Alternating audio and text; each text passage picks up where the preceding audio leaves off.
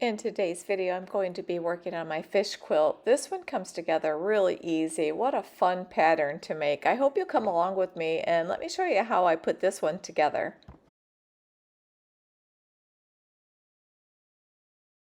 I'm going to start by cutting 4-inch strips.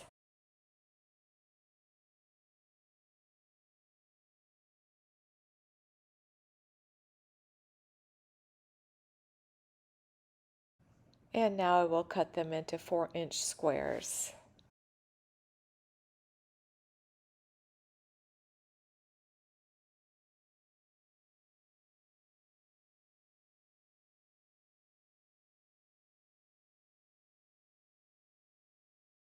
Once I get that done, I am going to take each one and I'm going to cut it from corner to corner. I am just getting the blocks prepped for this project. The amount you will need will depend on how big you make it, so you might want to just start small or go big, however big you want it.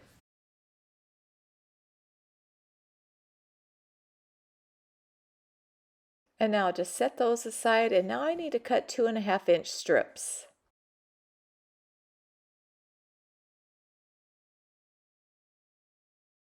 And now I'm going to cut 2.5-inch squares. I'm going to need a lot of them for this, so I'm just going to cut a pile.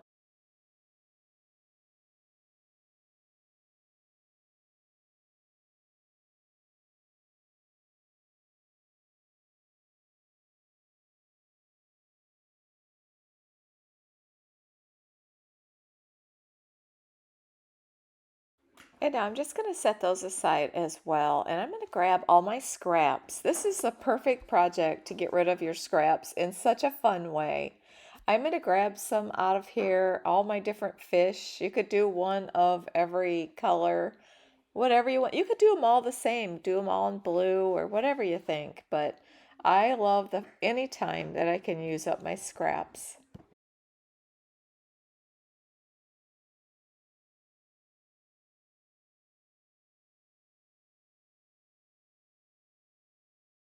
So for one fish, you're going to need 4 1.5-inch squares, and you're going to need 3 2.5-inch squares.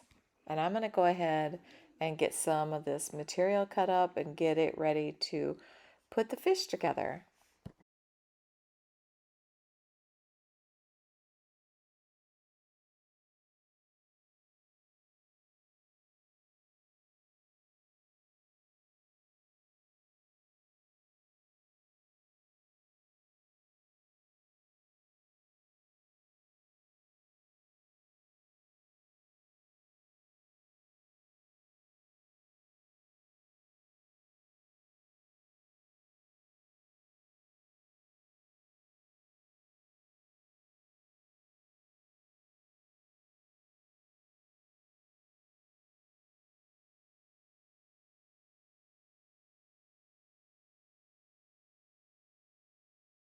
And if you watch my cathedral window video that I made, this is how we're going to make the fish's tail.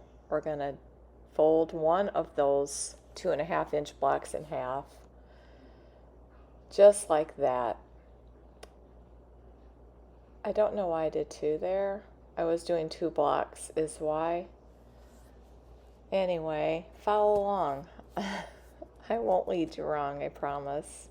But I did find if you iron it, it works better. You can finger press it, but the finger pressing just didn't hold it as well as I needed it to be held to do the cathedral window. So now I just want to show you the layout of the block. This one is actually going to be turned the opposite way, but I just want to show you how you're going to put it in the corner. What I found to be helpful was to just sew this down, and I will show how I do that. On the corners here, we're going to do the corners out. This is easier to understand if you watch me sew it. So we're going to take those 1.5-inch blocks, we're going to sew it onto the 2.5-inch white. And we are going to do the 2 blocks that I had like that. This is for one fish.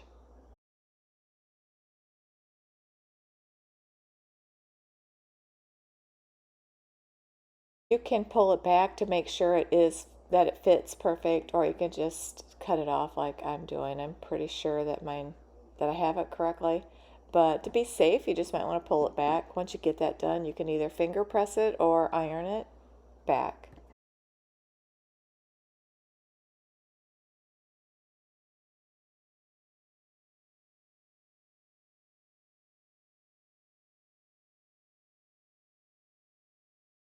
For me, this was the easiest way to do the fish's tail. What I want to do here is just anchor this block down to the white.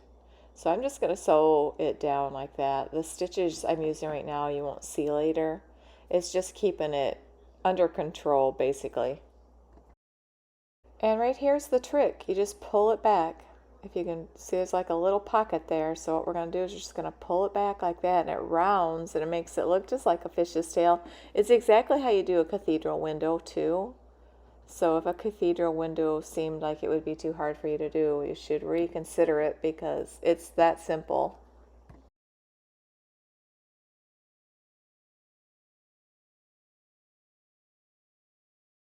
So now I'm just going to bring the pieces I need to make the fish here over at the sewing table. I want to do it that way. For me, I have to lay it out like this with every fish because it's so easy to get it wrong.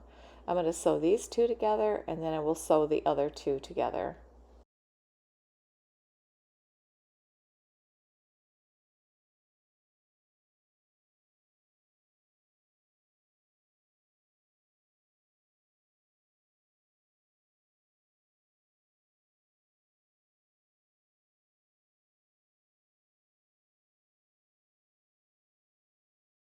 And there's our fish coming together, and now we just want to sew these together, making sure to line up those seams.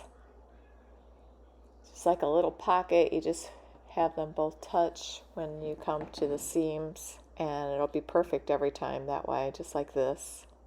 Always make sure they touch, just like that.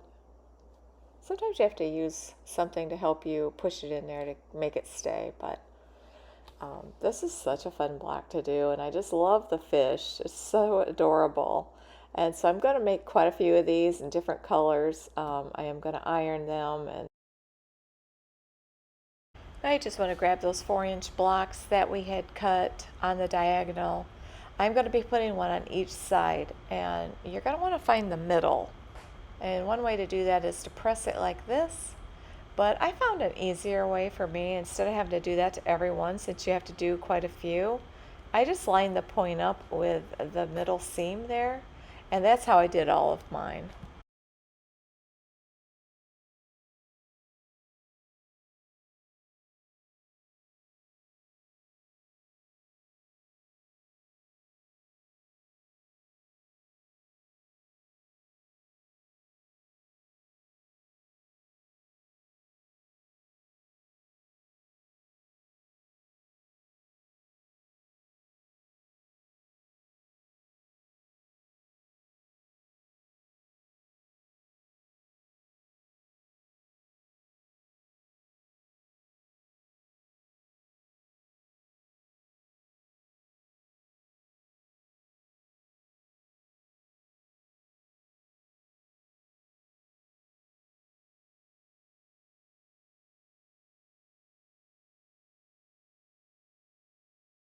And here is the finished block. I just love this so much. And now I'll take it over to the iron and give it a good press.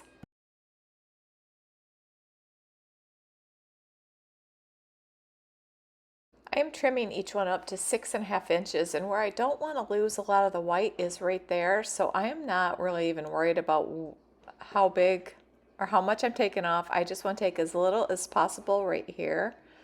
On the other side, I can take so much more and it won't show. Like that way I have a seam allowance, at the top of the fish right there. So now I'll cut it at the 6.5.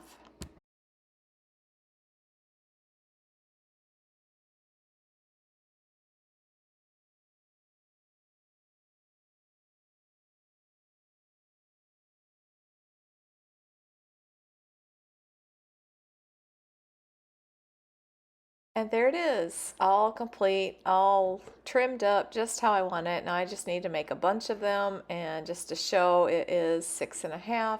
I just wanted to point that out. I seem to get that question a lot, and I thought maybe if I just add this in the video that would help. Now I'm going to head over to the design wall and I'm going to put them all up. The fun thing about this is you can place them how you want, switch them around. I'm trying not to have two colors be next to each other, so it's a lot of fun. I thought for something fun, I would turn one fish the wrong way just to be different.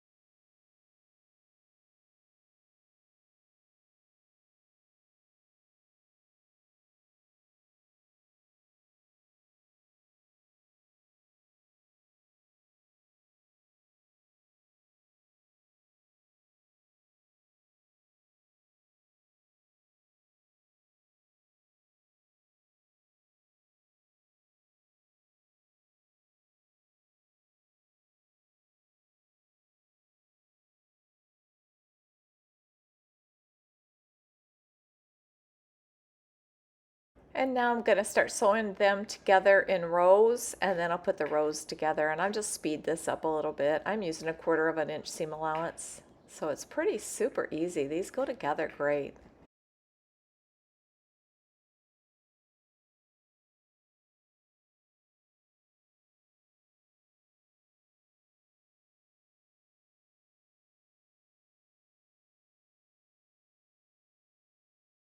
Now I'm just going to show you as I get each row done. It's fun to kind of watch it all come together. And there's the second row that has been sewn together. These go match up really nice. I really love this. The whole time I'm making this, I'm trying to think of what kind of border I want to put on this, how big I want to make it. You know, with borders, you can really change the size of it. And now I'm going to go ahead and sew them together. And the only thing you have to watch here is just making sure your seams match together as each block comes together.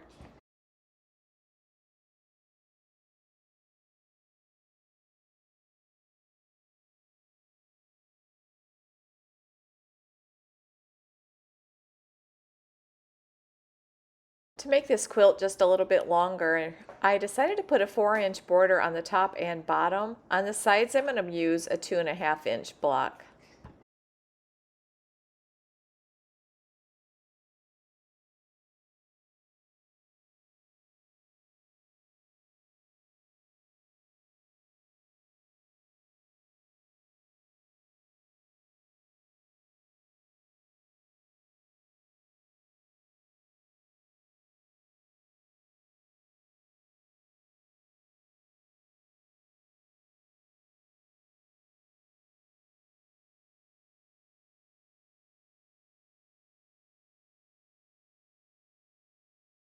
Before I add the side strips, I'm going to go ahead and trim off the edge there just to make sure it's nice and even.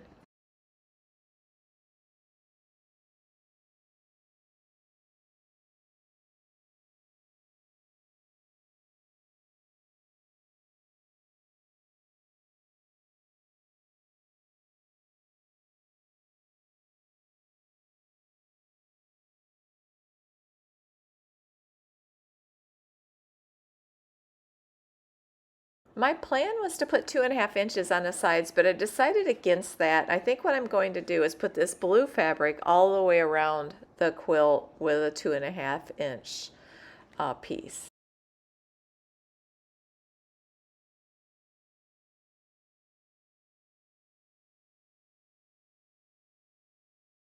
Just to make sure that that is exactly what I want to do, I did bring it over to the design wall just to place it up there, just to see if I like how that looks. And I really like how it gives it a border.